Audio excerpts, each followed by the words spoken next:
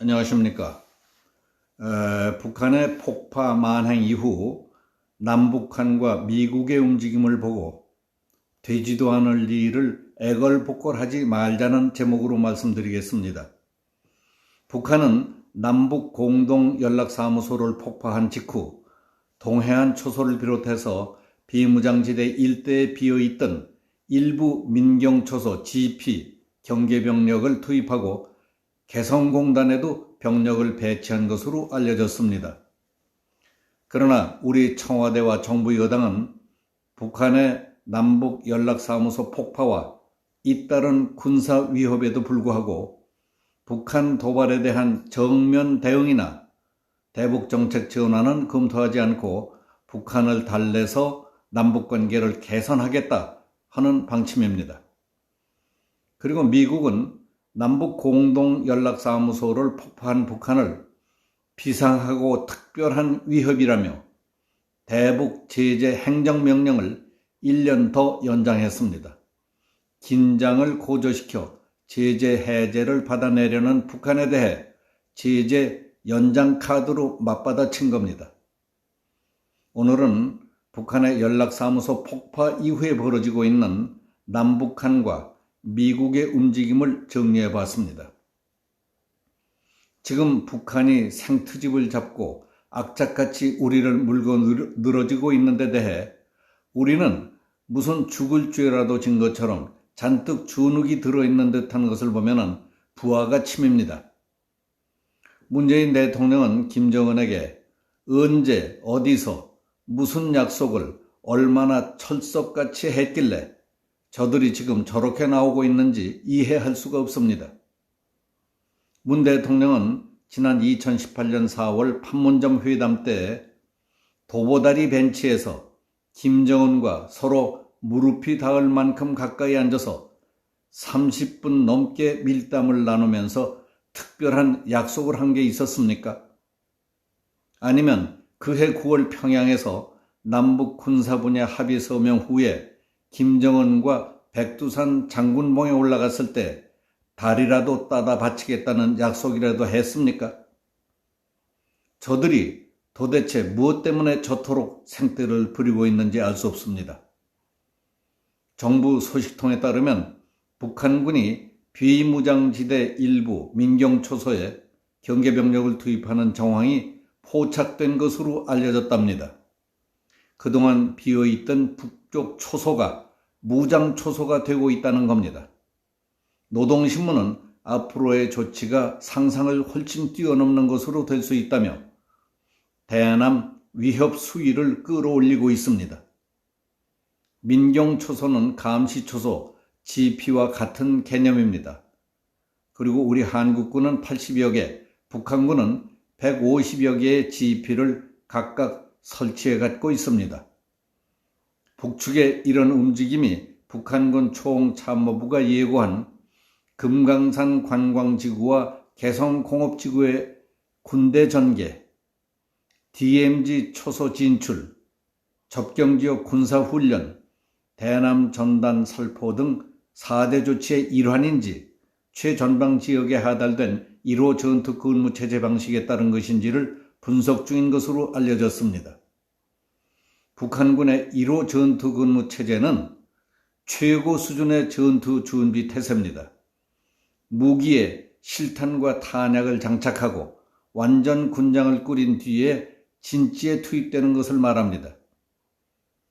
일선 부대에는 지난 17일 지시가 하달돼서 현재 최전방 북한군 부대는 철모를 쓰고 개인 화기에 총검을 착검한 상태로 근무하고 있습니다. 한미 정보당국은 개성공단에 80명 내지 90명 규모의 새로운 북한군 병력이 투입된 정황을 포착한 것으로 전해졌습니다.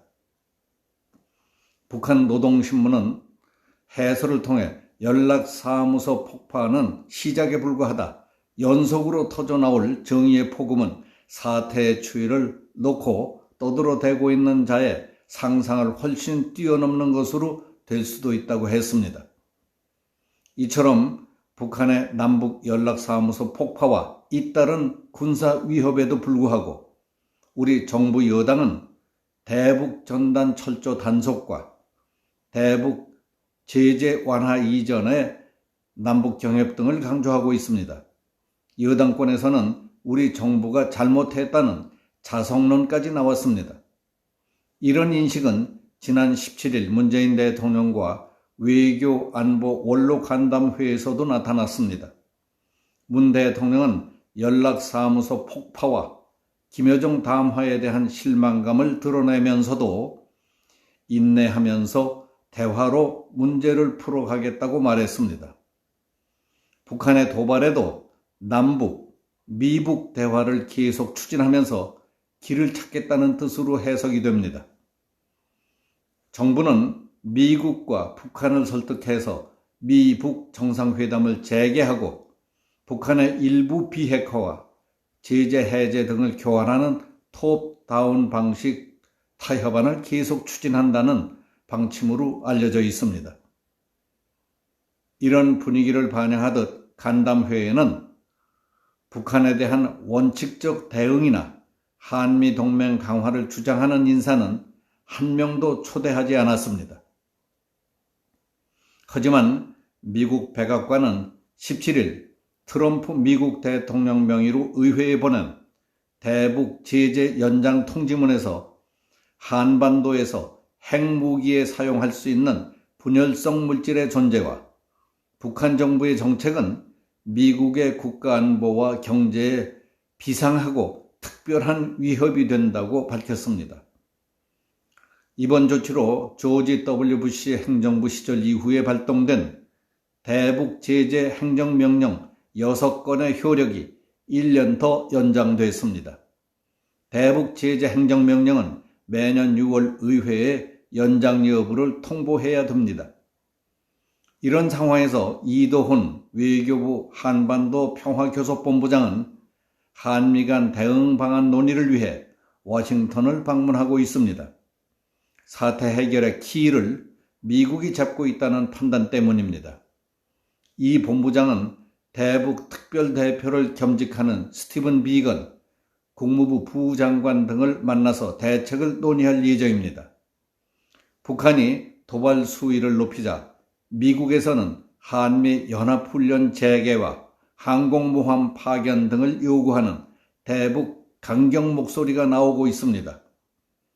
2017년 백악관에서 대북 압박 작업을 총괄했던 허버트 맥메스터 전 백악관 국가안보보좌관은 허드슨 연구소가 주최한 세미나에서 북한의 도발에 대해 위협에 대응할 우리 능력을 군사적으로 보여줘야 한다.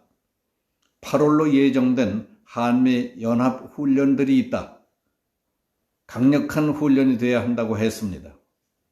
빈센트 브룩스 전 주한 미군 사령관은 전략국제문제연구소가 주최한 세미나에서 자신이 주한 미군 사령관이라면 군사적 수단으로 대북 압박을 높이는 방법을 추구할 것이라고 했습니다. 핵폭격기, F-35 전투기, 항공모함, 핵추진 잠수함 등의 전략자산 전체를 주장했습니다.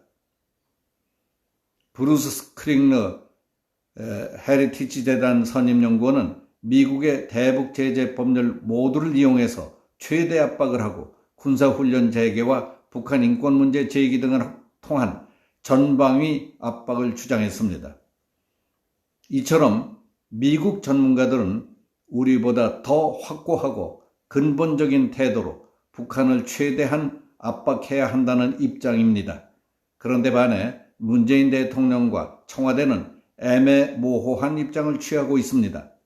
군 당국이 북한의 폭파 만행일 이틀 전부터 공동연락사무소 일대의 차량, 병력 이동 등의 움직임과 방송 대피령까지 확인해서 청와대에 보고했다지만은 청와대는 명확한 입장을 밝히지 않고 있습니다. 그리고 문 대통령은 6.15 남북공동선언 20주년 기념식 축사를 통해 북한은 대화의 창을 닫지 말 것을 요청한다며 대북 유화 메시지를 전했습니다. 북한이 폭파 준비를 착착 해가고 있다는 것을 알면서 그런 메시지를 보낸다는 것은 타이밍도 품격에도 안 맞고 되지도 않을 걸 알면서 애걸복걸하는 것 같아서 안 하는 것만 못해 보였습니다. 지지불태라고 했습니다. 멈춰야 할 때 멈출 줄 알아야 위험하지 않습니다. 이제 정신을 차리고 우리가 가야 할 길을 뚜벅뚜벅 가야 합니다. 여기서 마치겠습니다. 감사합니다.